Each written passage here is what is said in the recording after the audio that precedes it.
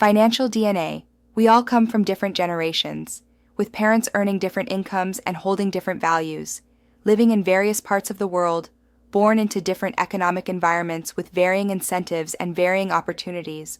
We all have very different experiences towards money. Take, for example, the stock market and inflation.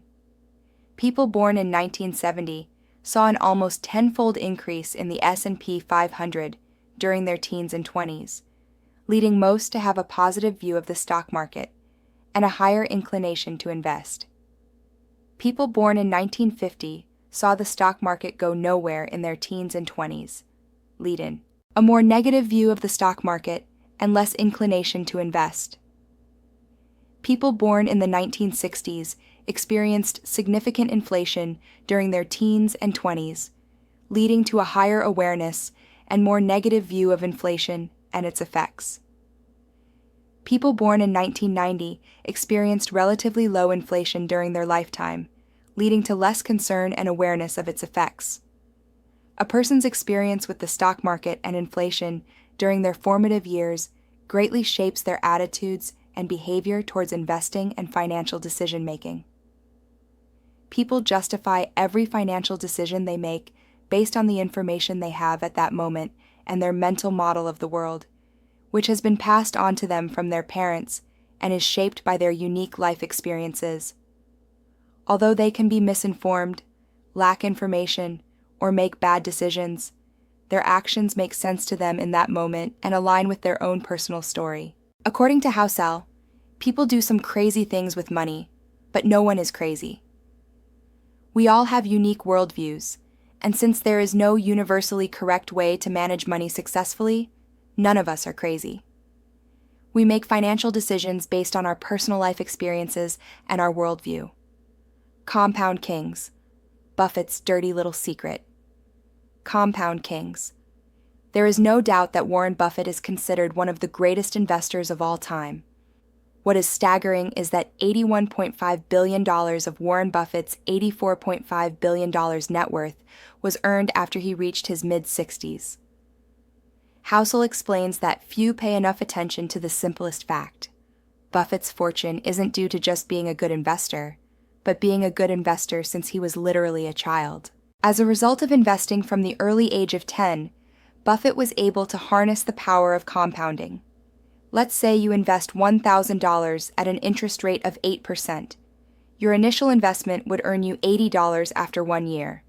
If you compounded your total of $1,080 at 8% interest the next year, you would now earn $86.40. You've earned money on your initial investment as well as the interest you earned on the principal. An investment compounded over time gains interest not only from the original investment, but also from the interest generated on top of the original investment.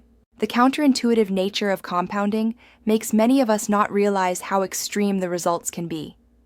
Compounding, however, can help you earn more money over time. Warren Buffett began serious investing at age 10 and had a net worth of $1 million by age 30. Let's imagine an alternate reality where Warren Buffett behaved more like most young men in their 20s and used a lot of his early income on traveling and a few nice cars. If he started with a net worth of $25,000 at age 30 and retired at 60, but continued to generate the amazing average returns of 22% annually, his net worth today would be around $11.9 million, 99.9% less than his actual net worth today of $84.5 billion. Warren Buffett's financial success can be attributed to the financial base he built in his early years and his longevity in investing.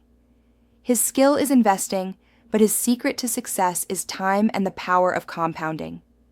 Consider this from another perspective. The richest investor of all time is Warren Buffett. However, in terms of average returns, he is not the greatest. Jim Simons, for instance, is a hedge fund manager who has compounded money at a staggering 66% annually since 1988, a much higher rate than Buffett. The net worth of Simons, however, is $21 billion, which is 75% less than Buffett's. How is this possible? According to Housel, the reason for this is that Simons wasn't able to find his stride in investing until he was 50 years old. effectively giving him less than half as many years to compound as Buffett. Housel estimates that if he had invested over a time frame as long as Buffett, his net worth today would be 63 quintillion, 900 quadrillion, 781 trillion, 780 billion, 748 million, $160,000. 63,900, 781, 780, 748, 160,000. It's important not to underestimate the power of compounding. No matter how counterintuitive the results of compounding may seem, they should never be ignored. Pessimism and money. Pessimism and money. Optimism is a belief that the odds of a good outcome are in your favor over time, even if there are setbacks along the way. But when it comes to money, we all have a bias toward pessimism that we hold dear in our hearts. Looking back, however, things have generally improved over the years. So what is it about pessimism that we are inclined to embrace rather than optimism? The answer is because good things take time and don't happen overnight. Money is a subject that attracts pessimism for a variety of reasons. Let's start with the fact that money matters to all of us. When we hear about something bad happening in the economy, we're more likely to pay attention. For example, a 40% decline in the stock market over 6 months is likely to attract attention immediately and may even attract government intervention. However, the incremental nature of a 140% gain over 6 years can go largely unnoticed. Every year, 500,000 American lives are saved by the progress of medicine over the last 50 years. Slow progress, however, attracts less attention than quick, sudden losses such as terrorism, plane crashes, and natural disasters. There are many overnight tragedies, but few overnight miracles. To be practical, we don't have to be pessimistic. Despite setbacks, we can hold on to the belief that over time, the odds of a positive outcome are in our favor.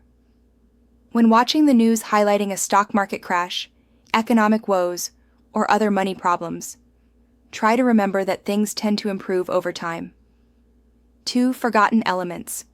A story. 2 forgotten elements. In 1968, there were roughly 300 million high school-age people in the world, and of those 300 million, 300 students attended a small school in Seattle called Lakeside. Lakeside happened to be the only high school in the world at the time that had a professor with the foresight to lease a computer, the Teletype Model 30. This was no ordinary computer. It was advanced for the time, and the type of computer that even graduate students didn't have access to. And for one lucky student at Lakeside, this would change everything. That student was Bill Gates, from 300 million to 300. In 1968, there was roughly a 1 in a million chance of being a high school student with access to a computer. Bill Gates and his schoolmate Paul Allen would go on to create Microsoft together. Even as a teenager, Gates showed exceptional intelligence, hard work, and a vision for computers unlike anyone else. But going to Lakeside also gave him a 1 in a million competitive advantage and head start. And Gates is not shy about this. In 2005, he said, "If there had been no Lakeside, there would have been no Microsoft." What is not often mentioned in the early Microsoft story was a third member of this gang of high school computer prodigies, Kent Evans, just as intelligent, just as visionary. Kent could very well have been one of the founders of Microsoft alongside Gates and Allen. However, that would never happen. A mountaineering accident took Kent's life before he graduated high school.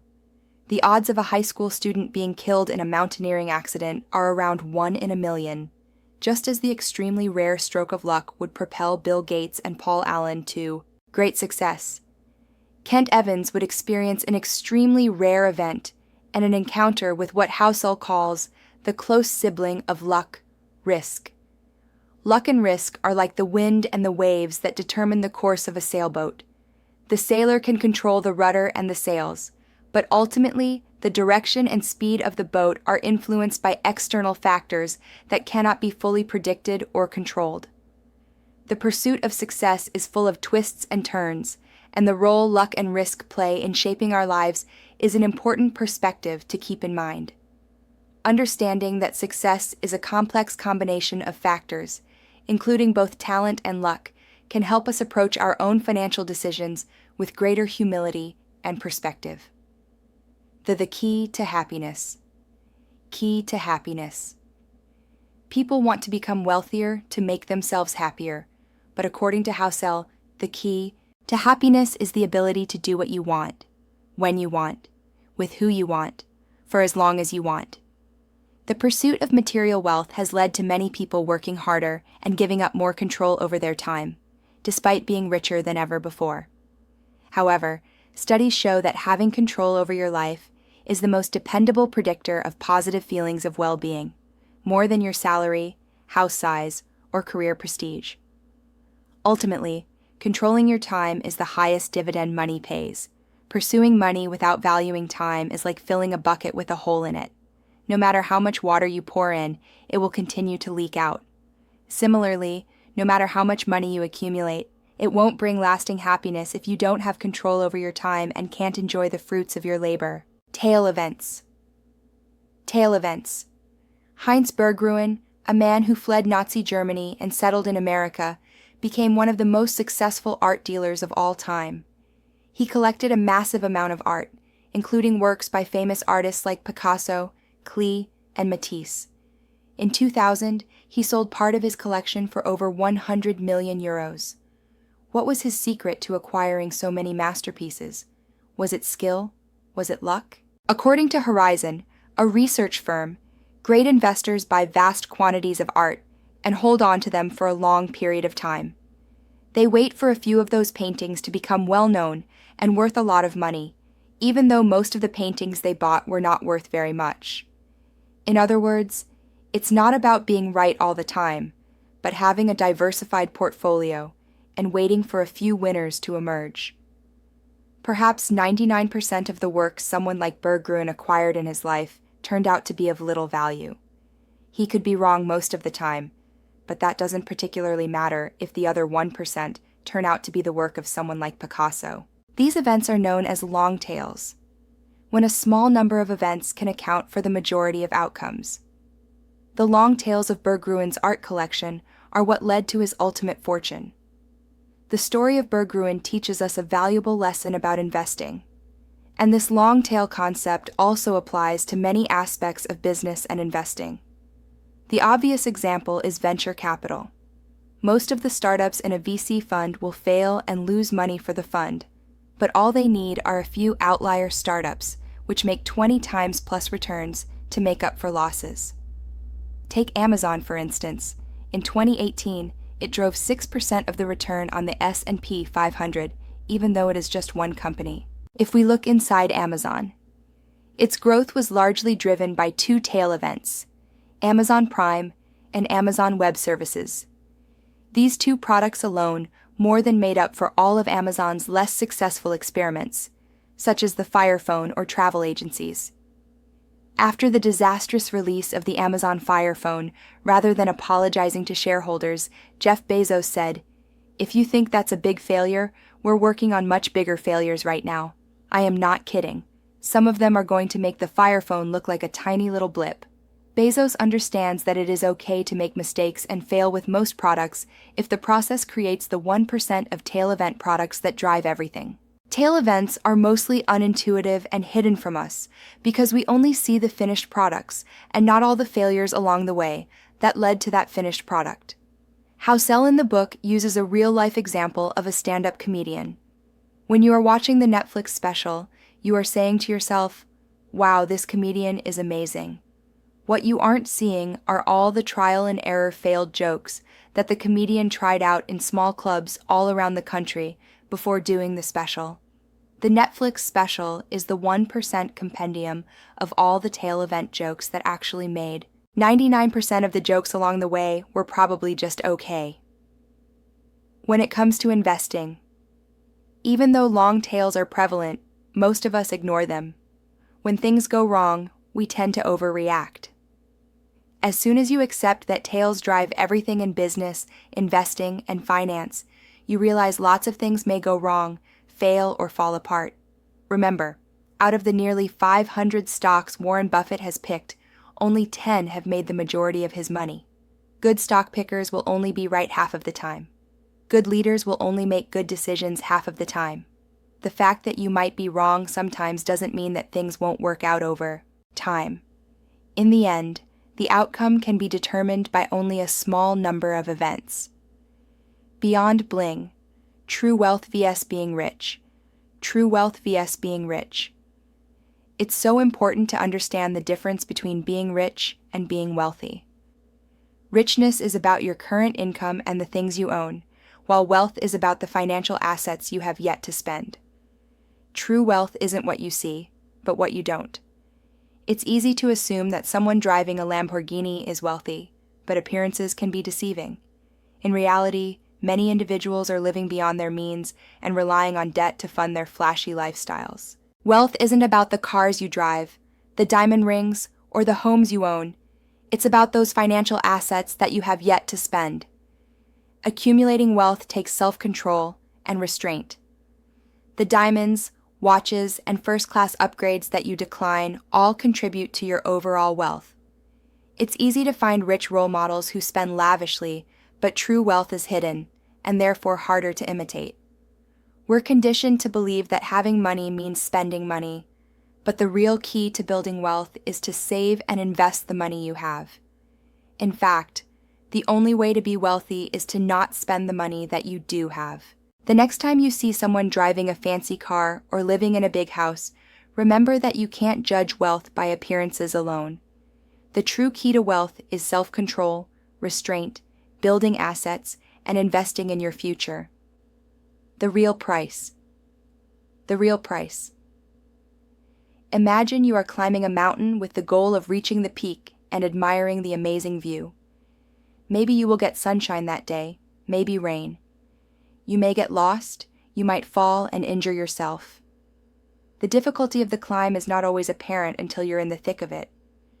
From the ground, looking up the path to take may seem obvious, but along the way you will certainly need to reassess and change your path to the peak. You are under no illusion, however, that there will be some golden escalator that will safely take you to the peak. You understand before the climb that this uncertainty and risk is just the price you have to pay to get to the top. But when it comes to investing in the stock market, many people think they can avoid the uncertainty and risk and get something for nothing. Housel likens the stock market to getting a new car. If you want to get a car, you have 3 options. You can buy a new car, buy a used one, or steal one. The new car is a higher price, but the reward is greater. Think of the new car like aiming for 12% returns from the stock market. The used car is cheaper, but also comes with less reward. The used car is like a much safer investment, but only returns 4% per year. Stealing a car is like trying to get something for nothing. 99% of people would avoid stealing the car because the consequences outweigh the benefits. However, when it comes to the stock market, people seem to be under the impression that they can take option 3 and steal from the market. They try all kinds of tricks and strategies to get good market returns without paying the price, attempting to sell right before a dip or buy right before a boom. Consider, for example, wanting to earn an 11% annual return over 30 years in preparation for your retirement. From 1950 to 2019, the Dow Jones Industrial Average has returned about 11% per year. Over those 69 years, however, of course there were many high highs and low lows. For many, the sight of their investments going up and down can be traumatic, so they try to get in and out quickly, without paying the price of volatility and uncertainty over the long term, akin to trying to steal the car. The price you must pay is not just about dollars or cents when investing. It's about accepting the emotions that volatility, fear, and risk can bring. Recognizing that successful investing comes with a price is crucial. This price is not immediately obvious, but you have to pay it, just like you would for any other product. The key is to convince yourself that the market's fee is worth it, that it's an admission fee worth paying. There's no guarantee that it will be, but if you see the admission fee as a fine, you'll never enjoy the experience. Be willing to pay the price once you find it. Hedonic treadmills. Enough? Hedonic treadmills. Enough. Know when enough is enough. Become familiar with the concept of hedonic adaptation, or the hedonic treadmill.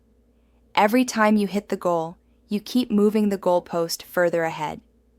You need only look at the demise of Bernie Madoff and Gupta, two men who already had everything and were ultra wealthy. But all the money in the world would never have been enough, both resorting to crime to make even more money. The pursuit of wealth and success without a sense of knowing when enough is like climbing a never-ending ladder. No matter how high one climbs, there is always another rung to reach for, and the pursuit can become all-consuming, leading to a lack of happiness and fulfillment.